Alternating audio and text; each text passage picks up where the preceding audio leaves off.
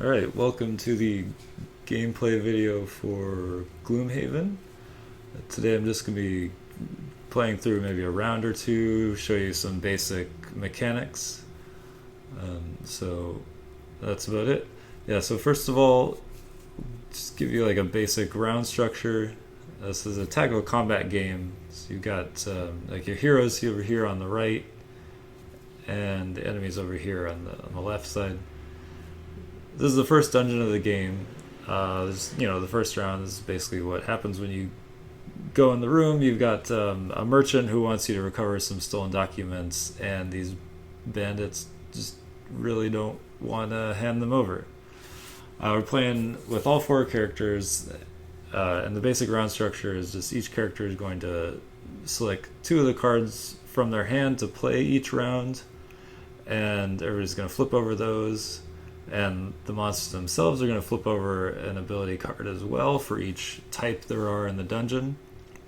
Each card has an initiative value, and so we're going to look at those and just go from low to high initiative to act out the round.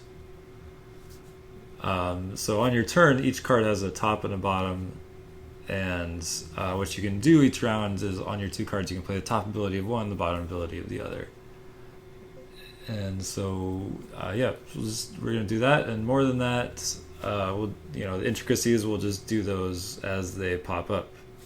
All right, so what we have is everybody's going to flip over their cards. So, oops, I unordered them. So, okay, the scoundrel flips over this card. Now, she's got two cards, but one of them is going to be on top, and that's the initiative value. So she wants to go late in the round. So she's got an 86. The brute flips over an 18. Tinker flips over a 74, and the spellweaver flips over a 21.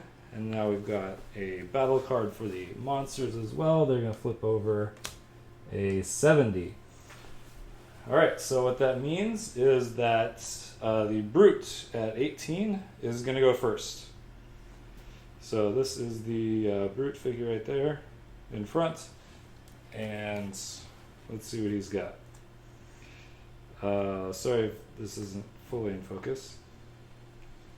What he wants to do is he wants to use his top ability, Retaliate, which allows him to basically, anytime somebody attacks him, he's going to get to attack him back for 2 damage. So he wants to do that, but he's got to get into position first, so he's going to use this card on the bottom as a move 3. So he's going to do that first. He's going to move 3. Does he want to move 3? Let's see here. Well, the guards themselves are going to be moving at a -1, which we can tell from their card over here. And so that move -1 is modifying their base stats, which are right here, which are hard to see from this distance, but basically the elite guards have a movement of 2 and the normal guards have a movement of 3. So if he can stay out of range of some of them, that might be good because he'll take less damage, but also he'll retaliate against fewer monsters. I think what he's going to do is he's going to move into this position right here with his move 3. And then he's going to activate his retaliate 2, which means this card now goes just sort of under here in his active section, and this card, which he used for the move, gets discarded, like so.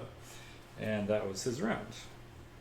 Alright, so next we've got the Spellweaver at 21. So, let's see what the Spellweaver is going to do. Here are the 2 cards for the Spellweaver, and her plan was to just unleash her big attack here. She's got 2 big attacks in her deck. They have an X on them though, so after she uses them, they're going to go into her lost pile instead of her discard pile, and she's not going to get them back. And this card, she just needed to move a little bit, like maybe move 2, and she didn't want to use another, and this had a lower initiative, and she didn't want to use this ability, but she's going to use this move 2 on the side here. So any card she wants to play as a move 2, she can. So she picked a lower initiative, so she'd go before the guards. So she's going to use this as a move 2 first. This is a Spellweaver, so she'll get in range right there. And now her other card allows her to do an attack 4 at a range 3 on 3 different targets. So let's do that. Alright, so how attacks work is I'm targeting 3 targets, so these 3 bandits up front here, they're all within range 3 of me, so that's not a problem. Each attack I make, I'm going to flip over a battle card from my battle card deck. Alright, so let's say, whoop, oh, I can't zoom out enough. Alright, so we'll just do 1, 2, 3, go up. Alright, so the first card, and again we're doing an attack 4. These cards are just going to modify that attack 4. Alright, so the first card, attack 4 plus 1, so that guy takes 5 damage. Whoops.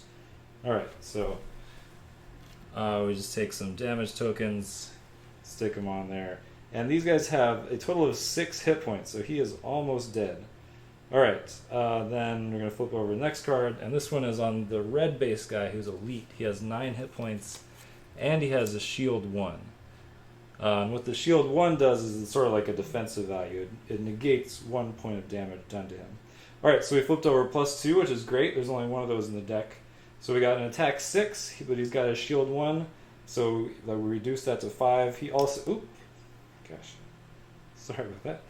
He also takes 5 damage. Alright, and then on the last guy, I'm going to flip over another card. We get another plus 1. He takes 5 damage as well. So they all got pretty beat up with that attack. Now the last thing we need to do is we're going to look at this card, wherever it went. Here we are. Okay, there are 2 other things we need to do. First of all, we get an experience point for each enemy we targeted with that attack. So we'll just go over here and move our experience tracker up 3. And then the final thing is when we use this ability, we put fire out on the board. And that's going to be important. So now fire, which is just one of these tokens, we're going to move over to this side of that table there. And what that means is now fire is sort of infused in the battlefield. And I can use that fire to augment attacks later, which you will ideally see. Alright, so that has an X. We're going to lose this card, and we're going to discard the other because we just used it as the move too. So, lost, discard. Sorry, I don't have a whole lot of table space here. There we go. Alright. So next, I believe the guards are up with 70 because the Tinker and the Scoundrel both played late cards because they wanted to go after the bandits. So that worked out for them. So now the bandits are going to go. Alright, so how this works is the bandits, first of all the elites are going to act, and then the normal monsters are going to act. So we've got the 2 elite guys up front, and they're going to act first. And now, again, we're going to consult their ability card, which says move -1, attack +1. So they're going to move, and then they're going to attack. Their movement is going to be reduced by 1, their attack is going to be increased by 1. The elite guys have a movement of 2, an attack of 3, so they're going to move 1, attack 4, essentially. So before they move, they're going to focus on a target. Now, these guys are also going to act in numerical order. You can't see the numbers, but this guy is going to go first. He's going to focus on who's ever closest to him. And then if 2 people are the same distance away, he's going to focus on who hasn't been attacked yet. And if that's also a tie, he's going to focus on whoever acted earlier in the round. Alright, so the Brute is the closest enemy to this bandit. So he's going to move. He's going to focus on the Brute and then move towards him. He's just going to move up 1 space because, again, his movement is only 1. He is not within reach to attack, so he's done for the round. That's why I set the Brute there, because I knew if I were standing there, that big bad guy wouldn't be able to attack me. Alright, but this other bandit can. He doesn't even have to move at all. He's going to focus on the Brute because he's the closest enemy, and then he's going to attack. Alright, so he's got an attack 4. So I'm going to flip over one of the monster's attack cards. And that is a no modifier, so he takes 4 damage. Right? Alright, so the Brute is going to take 4 damage. We're just going to track that by moving his hit points down 4. Not great, since he only has 10, and that's actually more than anybody else has. But remember, he also has his Retaliate active, so he is going to do 2 damage back to the bandits. Now, that is unmodified by his shield value because it wasn't an attack. It's just 2 base damage, no questions asked. Alright, so now we're going to do the normal bandits. They have a movement value of 3 and attack value of 2, so with the -1/+1, that's moved to attack 3. Also in numerical order, this guy in front is first. He's going to focus on one of these 2 guys. They're the same distance away because he can't get to this hex, so this is the closest hex, and it's either of them. The brute has already been attacked, so he's actually going to move in and attack the Spellweaver. Now I have an option of whether he moves here or here, and that's totally up to the players where he moves since it's ambiguous. We want him to move there so that he stays next to the brute, and then he's going to attack the Spellweaver for 3. Alright, so we're going to flip over a battle card for him. -2, that's awesome. So the Spellweaver only takes a single point of damage, which she is very happy about. Alright, next, this guy is up.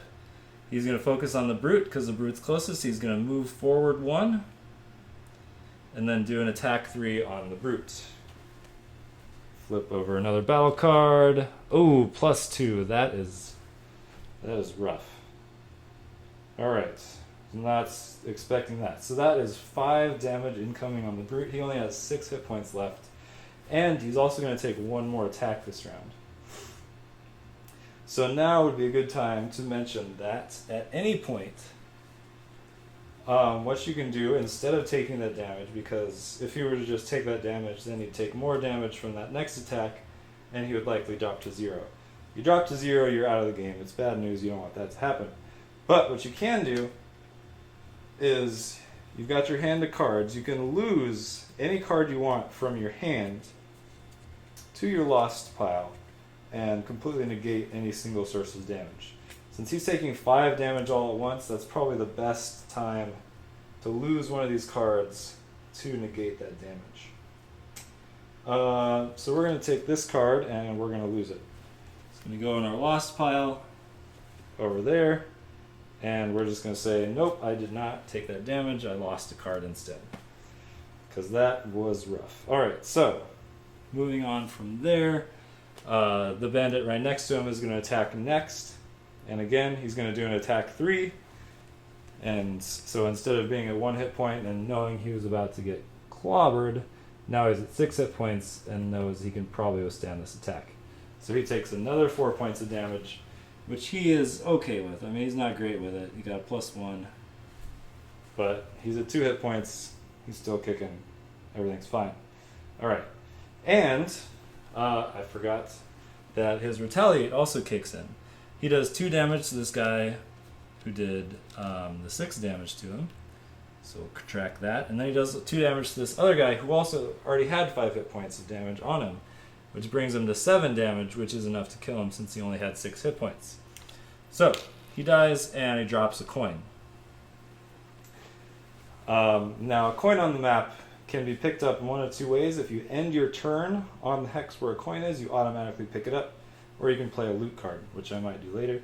Loot 1 just means you pick up everything within 1 hex of you. Loot 2 means you pick up everything within 2 hexes of you.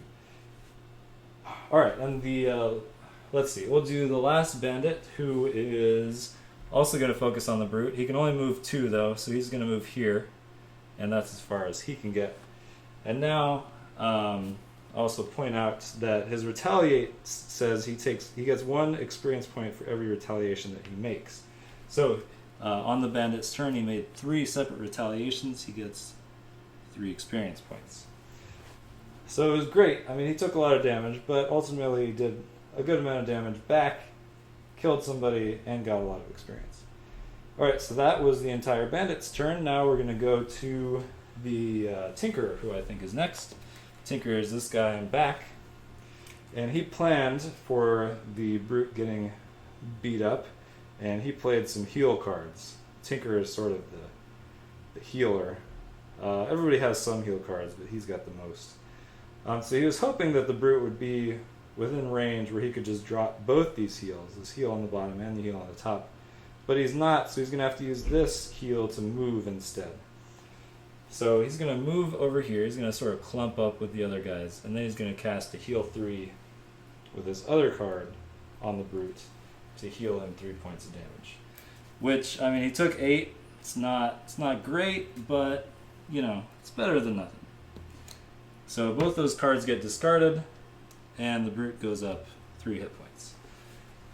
And last but not least, we've got the Scoundrel, who's going at 86, leading up the rear. So the Scoundrel is actually pretty happy with her position. She wants to do this attack to range 3 on 2 targets, so she can hit these 2 guys right here. But first of all, she's going to activate this ability, which is a persistent ability. It means that it stays in front of her until the conditions have been met to where it gets discarded. And this basically says that on her next 4 attacks against enemies who have no adjacent targets, or no adjacent allies, and all these enemies are currently adjacent to their allies, so it doesn't trigger at this point, but she'll get a +2 on those attacks. So she'll stick that right there, and now she'll use her throwing knives. So the first thing she's going to do is attack this normal guy, who's 2 hexes away from her, so that's fine. Flip over a battle card for that. Got a -1, so it's only 1 damage, but he only had 1 hit point, so that's enough to end his miserable existence. He also drops a coin. And now, this elite guy is now by himself. He has no adjacent allies, so her next attack on him, we're going to get a +2 to that attack. And we can keep track of that with some sort of token on the card itself. So when we lay it down, we put a token on one of those circles and then move it forward 1 to say that we're activating that ability. So this next attack on this guy is going to be an attack 4. Let's flip over a battle card, and we got the ×2. There's only one of these in the deck as well. So 4 times 2 is 8. So he takes 8 damage, -1 because of the shield, but considering he only had 2 hit points left, that was certainly enough to end his day. So he dies. We get an let's see. Yeah, we drop a coin for that. And let's see here. We got 1 experience for using this ability. Just if I use this ability, I get an experience. Also, there's an experience on the persistent card. So when I tick this 1 because I used it once, I get an experience for that as well. So the Scoundrel just gained 2 experience. And it was a bit of a bloody battle, but you can see that we got rid of half the bandit force, and the Brute's only down 5 hit points. And the Spellweaver got scratched a bit. But all in all, I think it went pretty well. So let's go again. Let's see what else we can do. I'm just going to pick some cards really quickly for the characters. The Brute sort of wants to go quickly because he's running low on hit points. He's not sure he can take a full onslaught from more of these guys, though he would like to. He's just not feeling it, so he's going to go fast because he wants to use his healing potion, which you can only use on your turn, but it allows him to recover some of that damage without, the Tinkerer having to step in and do all the work. Alright, the Tinkerer, let's see what he's going to do. Let's say he's going to, the Brute says, you know what, I think I got this whole damage thing covered. If you can just maybe do some extra damage, maybe heal a little bit, I think we'll be alright. Because some table talk is allowed in the game. You just sort of are only allowed to say stuff that like your character might say. You can't like give specific initiative values or things like that. But you can sort of say what I just said. Alright, last thing, at the end of the round, any elementals that are out on the board, they sort of drop. So it's still out and available, but it's only around for 2 rounds. And so I think the Spellweaver is going to take advantage of that, so she'll play a card that allows her to consume some fire. And what else does she want to do? Not much. The Spellweaver sort of does a lot, or just sort of not much. Oops, sorry. So she's got some big cards in her deck, and then the rest of her cards are sort of, they're not bad. I mean, they're still do damage, but they're not like that big giant fire attack she just did. Alright, let's see here. Let's try to do that. But we're going to go late in the round again with the Scoundrel. Because, you know, right now all those bandits are next to each other, so she won't get that bonus. She's hoping maybe some people will kill some of the bandits, and they'll split them up, and then she'll be able to go in and clean up the rest, sort of like she did last round. Alright, so everybody's picked their 2 cards. Now we'll flip them over. The Spellweaver's got 36. The Scoundrel's got a 60. Brute's got a 10. The Tinkerer has a 17, and we flip over a guard card, and they have a 35. And they're doing a ranged attack this round, which might be troublesome. Alright, so we're going to start off with the Brute. Oh, and also at the end of the round, the Brute's active card got discarded because it was only active for the round, and it said so on the card. Alright, so the Brute says, I'm going to activate this ability. I'm going to get a shield 1 on the next 6 attacks against me. So it's essentially 6 extra hit points spread out over time. And then we're going to do an attack to disarm. So disarm means that he can't attack me back. Or he's not going to be able to attack on his turn. So we'll do an attack 2 on the bandit. I got a 0, so he takes 2 damage. And now he is disarmed. He is unable to attack me back. And the last thing the Brute is going to do on his turn after he discards that card, he is going to flip over his minor healing potion to recover 3 hit points. Alright, next we got the Tinkerer. The Tinkerer, what was I doing here? The Tinkerer is going to move 2 and then heal 1 on all adjacent allies. So he's going to move onto this space. And there's a coin on this space, so he's going to be able to pick that up at the end of his turn. And then he's going to heal 1 on his 2 adjacent allies, the 2 guys who are damaged. So now the Spellweaver is at full, and the Brute is almost at full. Alright, and then from there, that was this card. Then he's going to attack 3, range 3. He'll just keep wailing on this guy who's almost, well, I don't know. That guy is disarmed, so he can't do much on his turn anyway. Let's attack the elite guy. So we do an attack 3, flip over a card, we got nothing, so he takes 2 damage because he has his shield. Alright, so now the Spellweaver has a 36, but the guard has a 35, so the guards are going to go next. This guy, he can't attack, and so he's not going to move or pretty much do anything on his turn because there's no reason to. But first, the elite guy is going to go anyway. He's doing a range attack this round.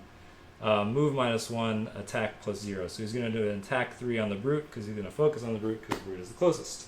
So we're going to flip over a card for that. Man, they got a lot of +1s. So the Brute takes another 4 damage, but he does have his shield active, so instead he'll tick one of those and only take 3 damage instead.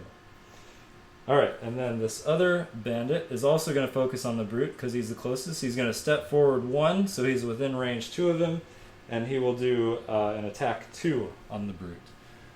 He got a -1, so he's doing 1 damage. We'll tick the shield, and he does no damage instead.